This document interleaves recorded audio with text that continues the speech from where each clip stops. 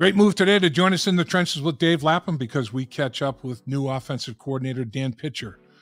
This is our first podcast with Dan Pitcher as coordinator, and he's leaving his office.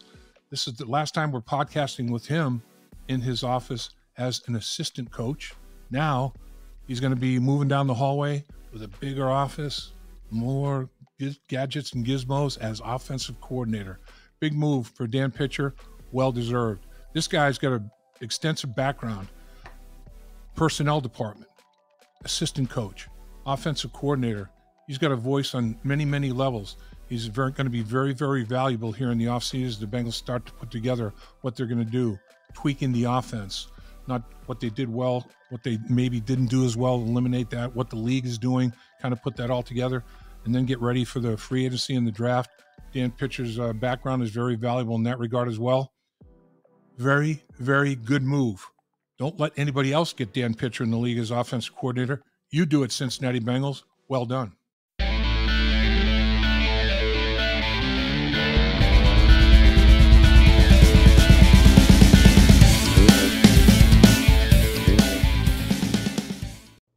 Made a great decision to join us in the trenches with Dave Lapham, brought to you by First Star Logistics. There's always in our outstanding studio provided by First Star Logistics, because this is our first podcast with Dan Pitcher since he's been officially named offensive coordinator with the Cincinnati Bengals.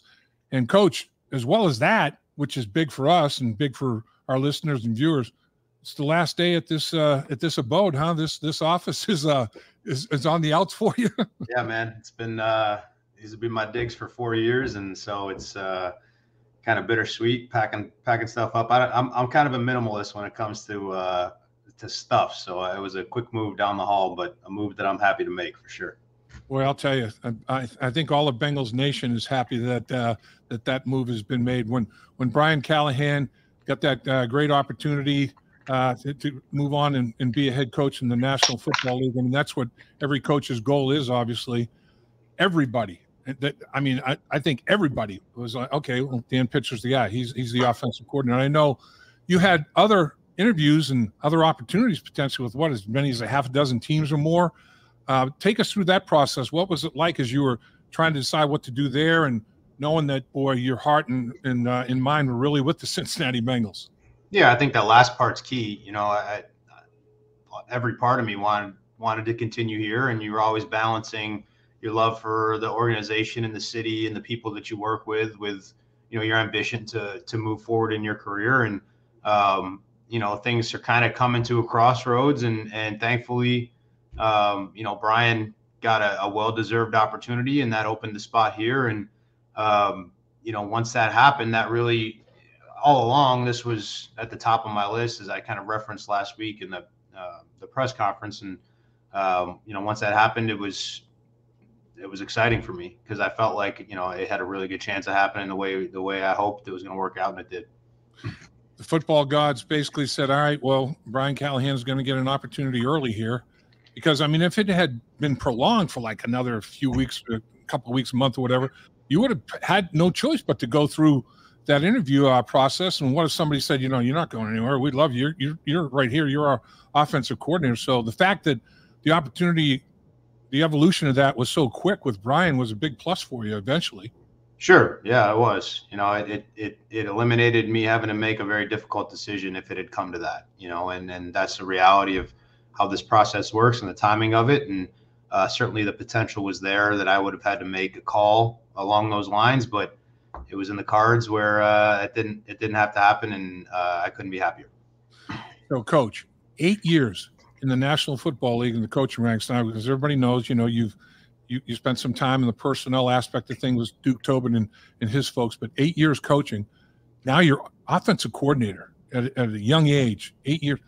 Did it exceed your expectations? I know you have goals. You're a goal-oriented guy. All successful, intelligent people are. How did it unfold sooner than you expected? What do you think? That's hard to say. I've never sat there and said, hey, by this date, I expect to be in this role.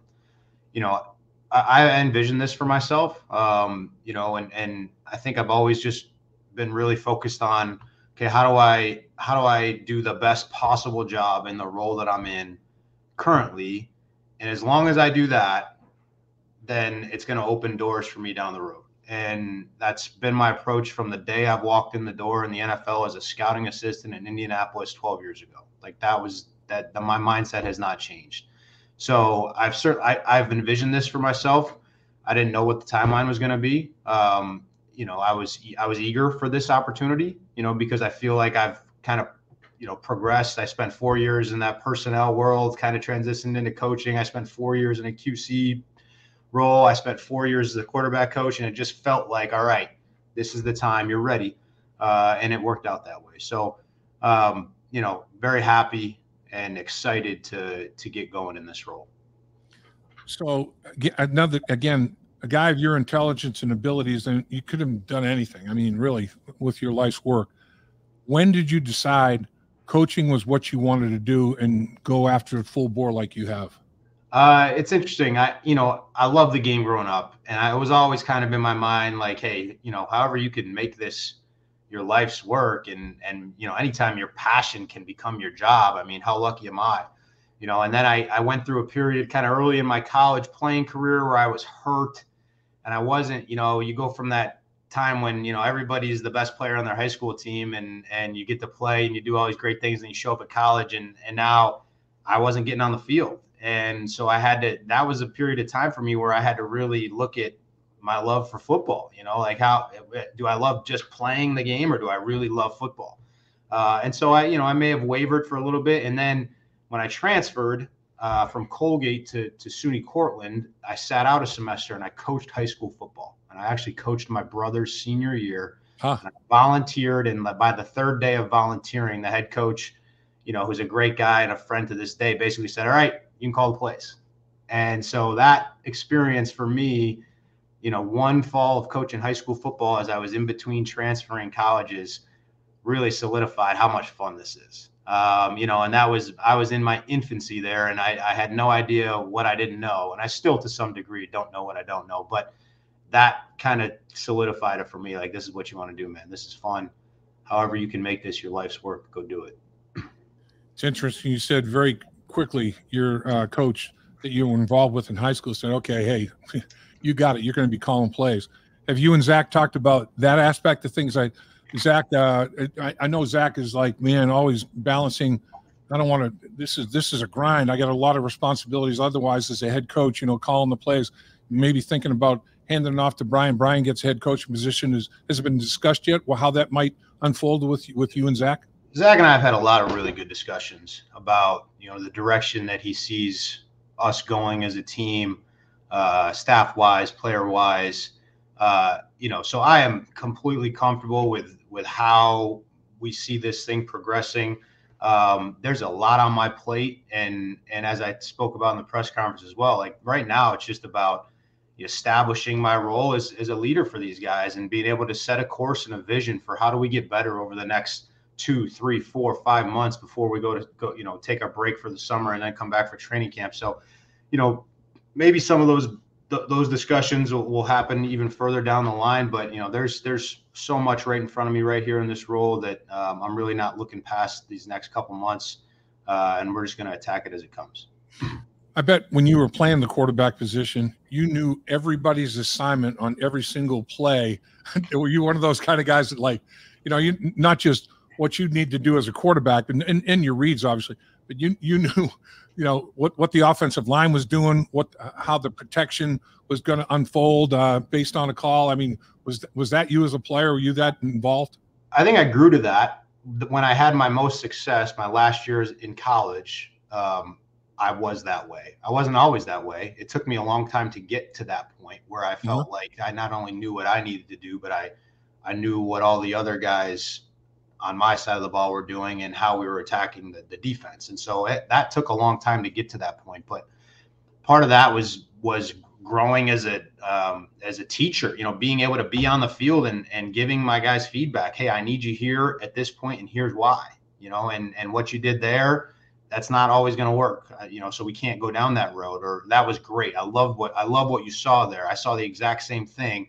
We got to, make sure we continue that moving forward. Those little things, I think as a player, as an older player are the kind of things that just lead you right into coaching. And I really enjoyed that part of it, just that interaction with my teammates. And so I think it definitely, helped me as I transitioned into coaching. You mentioned your high school coach is still one of your best friends to date. How many people did you reach out to, or how many people reached out to you once they heard about the official promotion of Dan Pitcher to offensive coordinator, besides immediate family? I mean, was it crazy? Was it off the hook for you? There was a lot of people reaching out, a lot of congratulations and support. And I've tried like hell to get back to everyone, and I'm still kind of in the process of doing that. But it feels great, and I've said this all along, like we get to where we are, number one, because it's important to us and we work hard, but we get there on the backs of the people that have helped us. And those people for me are countless. So to have that type of support, and the people reach out to me that did, family, friends, coaches, teammates, coworkers, ex-coworkers, it ran the gamut, and it felt really good. Yeah, that's awesome, Coach. Well deserved. So, Joe Burrow talks about how much he trusts and respects. And I mean, he loves you, man, on all levels, as a person, as a football coach. The continuity and the consistency of making this move, to me, had to be a huge appeal from an organizational standpoint and from your standpoint as well. I mean, in the NFL, when you have a guy like Joe Burrow to work with, man, if you can continue that relationship, why not? I mean, my gosh. And then Brad Craigthorpe, I know, is in the mix. He's working at one of the All-Star games right now, coaching quarterbacks. I don't think there's anything been officially announced yet. What's your take? Do you think the continuity and consistency might continue in that regard? I mean, I think, Zach said this the other day, whenever you can achieve continuity and still have people in the roles that you feel confident in, that can succeed. I mean, that's an ideal scenario when you've had success with people with this vision and this work ethic, and work well together. If you can continue that, as long as complacency never creeps in, that's what you always have to guard against. When you have continuity and you're able to continue working with the same people, you just have to guard against complacency. And that's one of my prime jobs in this role, is to make sure that we stay fresh and that we're attacking this thing as if everybody was walking in here in their first year, with regard to our work ethic and our effort and all that, being willing to look at different things, with fresh sets of eyes. And so if you can achieve a balance between those things, that's the optimal situation, I think. And so, being able to continue working with Joe, like you said, having a guy like Brad, who's a bright young coach on our staff, who's really grown, who's also been with Joe for a really long time, the search for the quarterback coach is ongoing, and there's a lot of great candidates that we've talked to, but certainly, Brad's shown a high level of competency in a number of roles. So it's great. It would be great to continue to have him in whatever role he's in. So I think we're in a really good spot, and we just got to make sure we keep our foot on the gas. Yeah, I mean, Joe and Brad go back to the LSU days and this success there, which is extraordinary and outstanding when you think about it.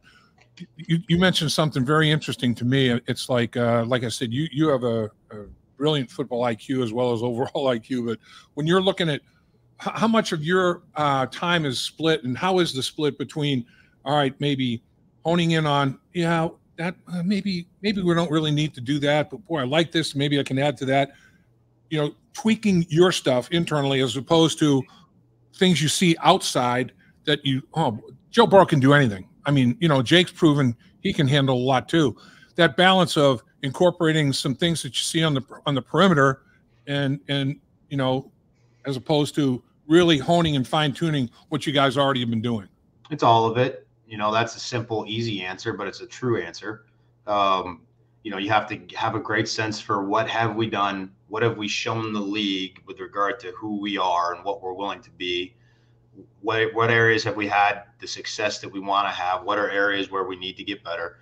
And then there is an element, you have to, in my opinion, you have to study the league. You got to know what's out there. You have to know what's playing and what's successful, particularly against opponents that you're going to be going to be facing and schemes that you're going to be facing. And so that's a major part of our job in the off season, as well as the personnel evaluation part of it with regard to both free agency and the draft. So it's meshing all those things together, because it all starts with who do we have, and so the next couple of months is about, who do we still have under contract? What is the universe of players that's available to us, whether those be free agents or rookies coming into the league, and how do we add the types of players and the types of people that are going to get us where we want to go, and who those people are and who we ultimately end up with is going to inform a lot of what we'll do.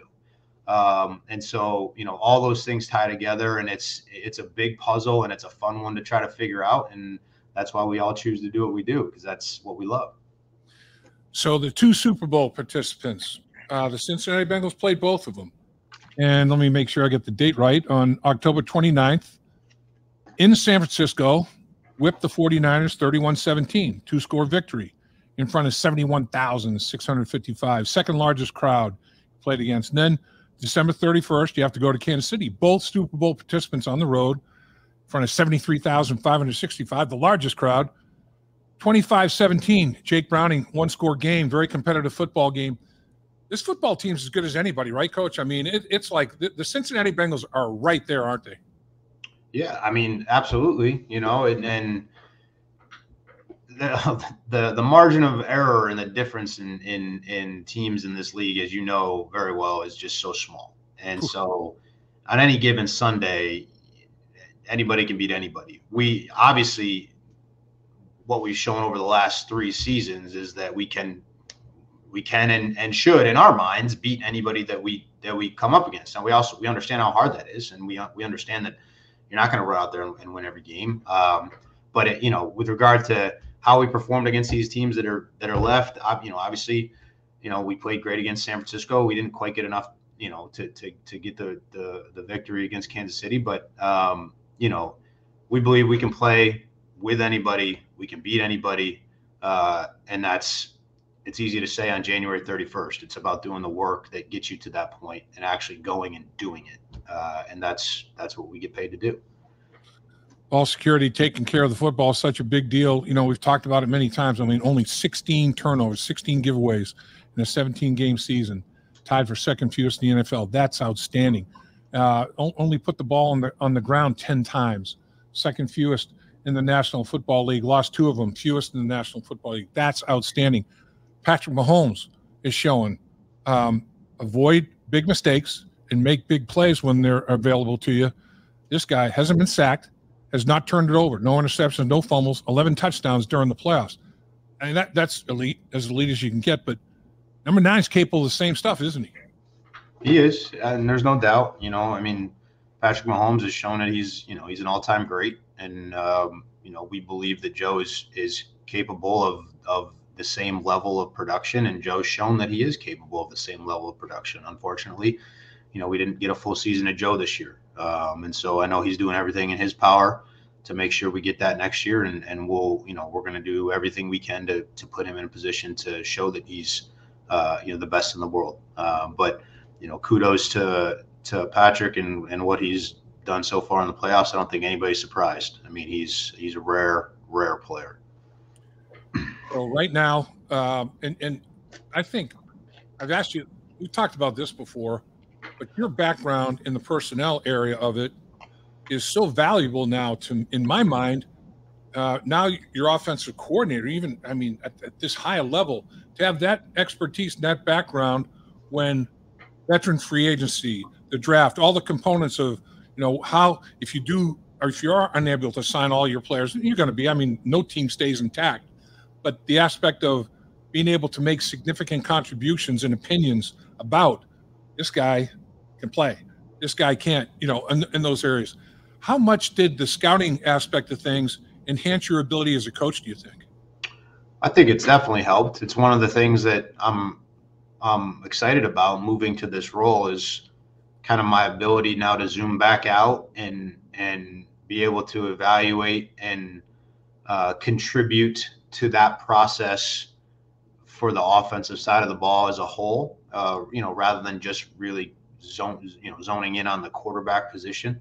because I do enjoy that part of it. I mean, I learned how to do that. I spent a lot of time working on it, and it's fun to me, And so being able to do that over the next couple months and hopefully, as you said, retain some of the guys. We all know we're not going to be able to do it with all of them, but retain some of the guys that we believe in and have helped get us to this point, and then add when we can, and be involved in that process. And yeah, I mean, I'm looking forward to that. I think it's going to be a big part of our ability to have the kind of success that we want next year. So we got to dedicate ourselves to it and give our best effort.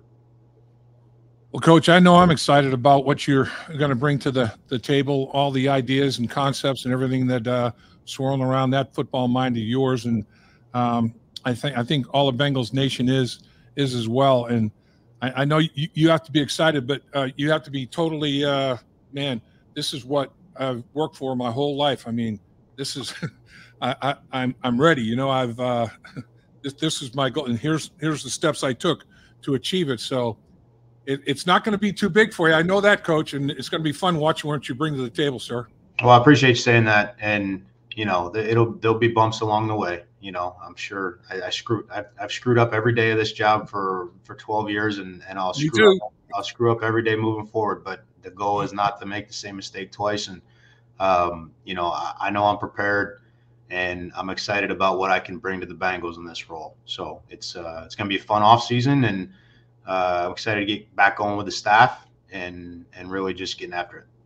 And Coach, just talking to other coaches on the staff and talking to players, everybody is totally in on Dan Pitcher. They're excited for you.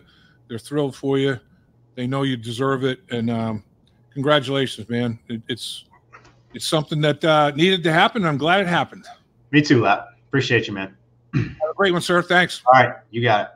Dave Lapham here, and every day I am grateful for my experience to have played professional football.